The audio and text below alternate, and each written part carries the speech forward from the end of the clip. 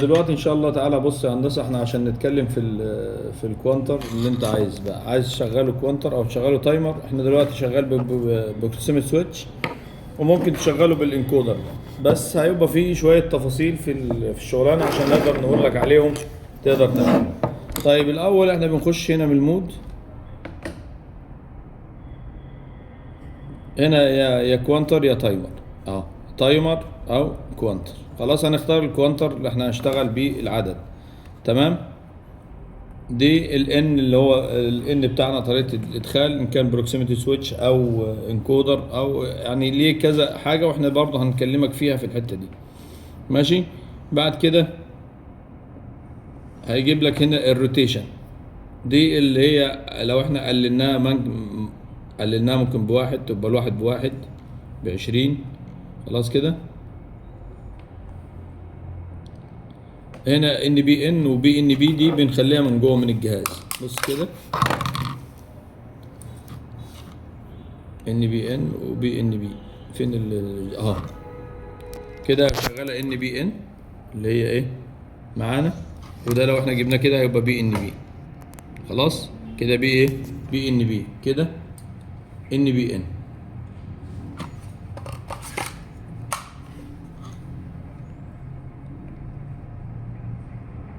طبعا هنا السكيل حسب ما انت عايز، برضو السكيل بتاعك زي ما انت عايز. هنا كلير لو الكهرباء قطعت وجت اللي هو عده هيضيع. لا انا عايز احفظه، بخليه سيف عندي، نخليه بالسيف دي عشان يسيف معانا يسجل القيم اللي احنا عديناها. خلاص كده. ولوك لو انا عايز اقفل البارامتر عن اللي شغال. طيب بالنسبه لنا احنا كده الواحده بواحده اهي. العداد جاي. اه خلاص كده. كل ما يعدي قدامه البروكسيميتي سويتش هيبقى ايه، هيلقط معانا الحساس بتاعنا يدينا العدد بتاعنا. ماشي كده. طيب لو احنا عايزين نوصل الانكودر هنوصل الانكودر عندك، ودي طريقة توصيل البروكسيميتي معانا. عندي التسعة هنا سالب، والتمانية الموجب بتاعنا، ودي الفردة السورس اللي بتدينا السكيل بتاعنا. خلاص كده. في الانكودر بنستخدم دي ودي عشان لو احنا طلعنا لقدام نعد، ولو رجعنا لورا نصفر تاني، وهعمل لك الكلام ده دلوقتي. وقف تصوير لحظة. دول اطراف الانكودر. عندنا البني موجب، والازرق سالب، وعندي الاسود السكيل اللي هتديني زي ما كانت واصله في البروكسيميتي تعد لقدام، وعندي البيضه دي بنرجع بيها لورا، والبرتقاني ما بنستخدمهاش، ودي في الشيلد. خلاص كده. هنوصل قدامك اهو عشان تبقى انت واخد بالك من الدنيا.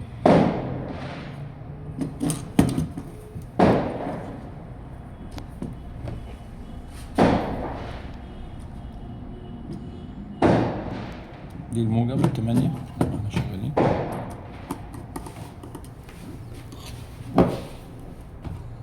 الازرق اهي في 9، والموجب بتاعنا في 8.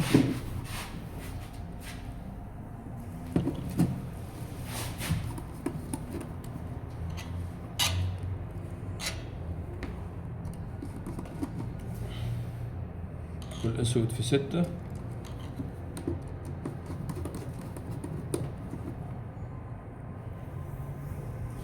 والابيض في 7.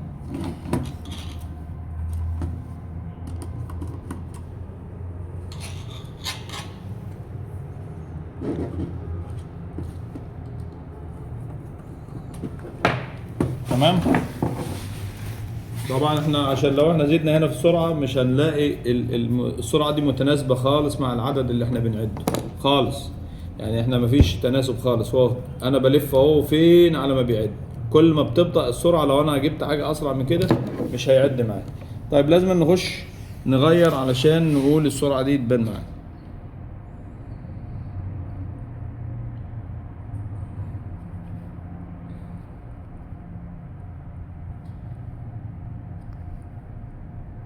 هنخليها ب1 كيلو، وكل ما بنزود في القدرة دي 5 كيلو 10 كيلو، حسب ما احنا بنختار انه ده يكون انكودر او بروكسيميتي سويتش. طب دلوقتي 10 كيلو دي مجرد ما احرك حركة صغيرة خالص هلاقي الدنيا راحت في حتة تانية خالص.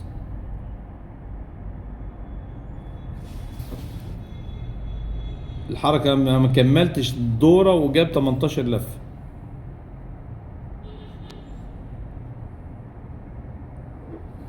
لو السرعة عالية قوي هتلاقي الرقم ده بيجري جري جامد. طيب نروح تاني نقلل الروتيشن بتاعنا.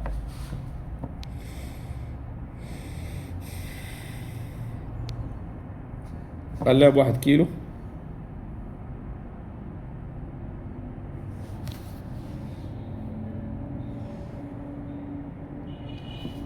غير معانا خالص اهي.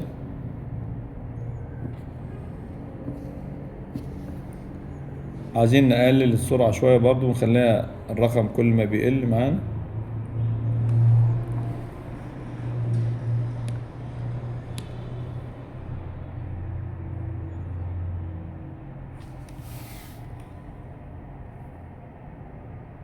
في الحالة دي لو هو الانكودر بيجري بسرعة عالية هو مش هيشوفه يعني لو انا السرعة عالية ما بيقراهاش خالص معايا. انما التانية لما بنعلي قيمة الكيلو بيجيب معانا القيم الكبيرة. بالنسبة لده كده الوضع معاك في الكوانتر. لو انت عايز تغيره تايمر هنوري لك حاجة فيه سريعة كده وخلاص. وقف لحظة برضه. الوضع ده جايب، نغير الوضع ده ونخليه ايه؟ تايمر. تايمر متعدد الوظائف متعدد الاشكال، يعني زي ما انت عايز فيه قول. هنخليه تايم اهو.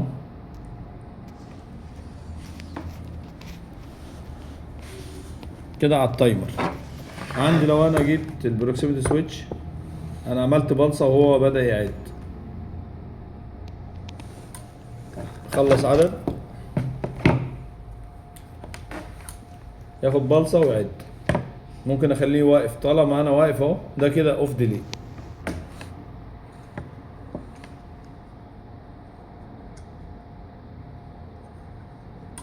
طيب انا عايز اغير الوظيفة دي، بغيرها منين؟ هنخش نغير الوظيفة. شايف دي الفانكشن بتاعتنا في التايمر. هنغيرها. هنجيب ده اهي اي ان دي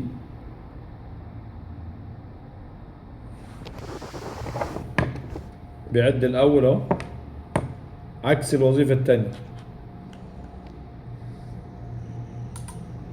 خلاص وقف. طيب نخش نغير وظيفة كمان تاني. ده متعدد الوظائف، بتغير من هنا الوظيفة عشان تحفظها برضو اهي. دي الفانكشن بتاعتك.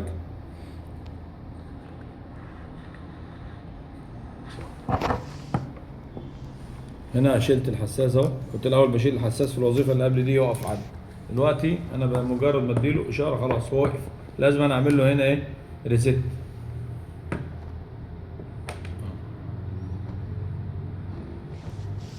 مش هيرضى يعد حاجة تاني. لازم انا اعمل له كل مرة ينتهي فيها العد يعمل ريست. في برضو تغير الوظيفة دي ممكن يعمل ريست لنفسه.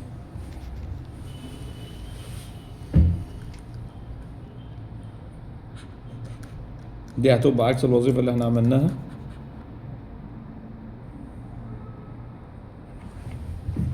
عد الاول اهو من غير ما ياخد بلس ووقف. لازم انا اعمل له ريست. الاول كنت بديله بلس يعد، انما دلوقتي لا. دلوقتي العكس. مجرد ما هو بيشوف مفيش اي حاجة فيه. دي عكس الوظيفة التانية.